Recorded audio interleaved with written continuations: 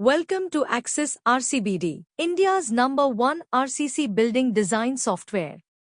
In this video, we are going to learn how to view structures' response to the seismic loads. Click on Login. Click on Open Project button. Select project name. Click Open to continue.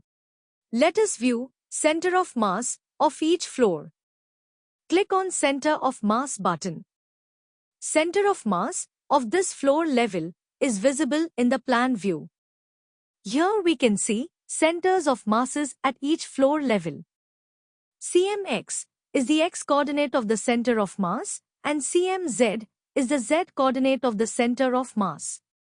Click OK to continue.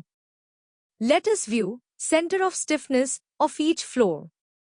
Click on Center of Stiffness button. Center of stiffness of this floor level is visible in the plan view. Here we can see centers of stiffnesses at each floor level. CSX is the x-coordinate of the center of stiffness and CSZ is the z-coordinate of the center of stiffness. Click OK to continue. Let us view mass eccentricities of each floor. Click on Mass Eccentricities button. Here we can see mass eccentricities at each floor level. Mass eccentricity is the distance between center of mass and center of stiffness. As this eccentricity increases, twisting of upper floors increases and therefore torsion in the structure increases. Click OK to continue. Let us view floor displacement. Press hold Alt key and click on Joint Displacement button. Select Scales for displacements. Let us leave scale factor of 100 as it is. Let us draw floor displacement without seismic load in Z direction. So no tick mark in displacement due to EQZ selection box.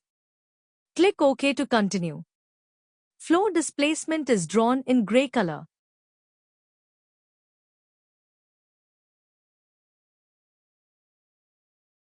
Press hold Shift key and click on Joint Displacement button. Floor displacement is erased. Press hold Alt key and click on Joint Displacement button again. Let us draw floor displacement without seismic load in X direction.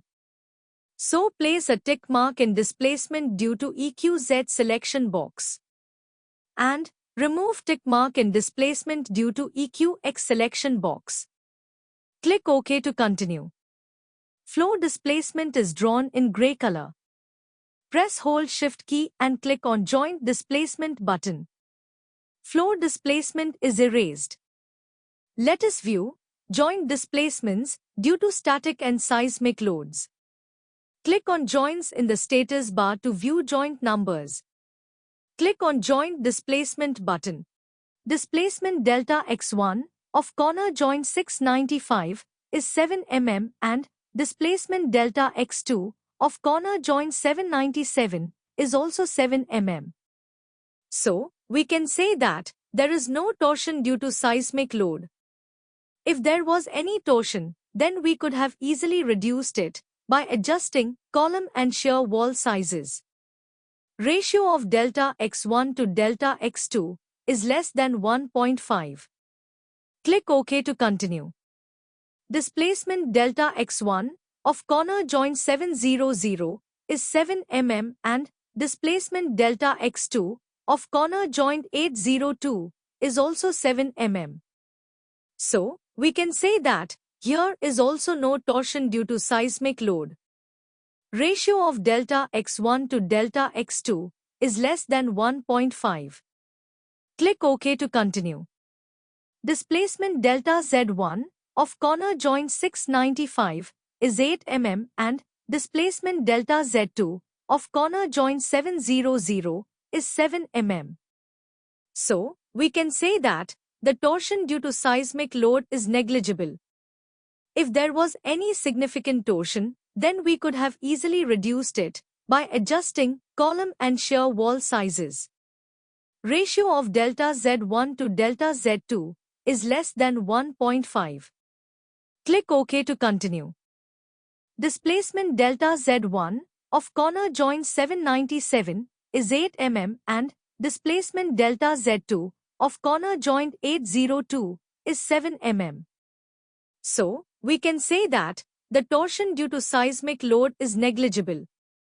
Ratio of delta Z1 to delta Z2 is less than 1.5. Click OK to continue. Let us view earthquake forces in columns. Click on Earthquake Forces button. Forces in columns are visible.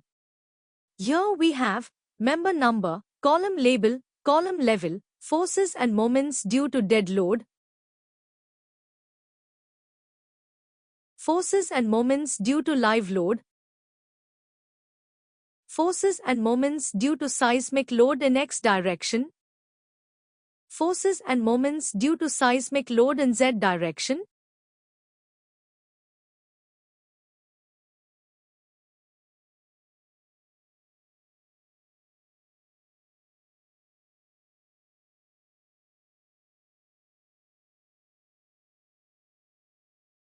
Click Close to continue. Akses RCBD. Download a free demo at www.akses.in. Thanks for watching this video. Please call 9049004901 if you need any assistance.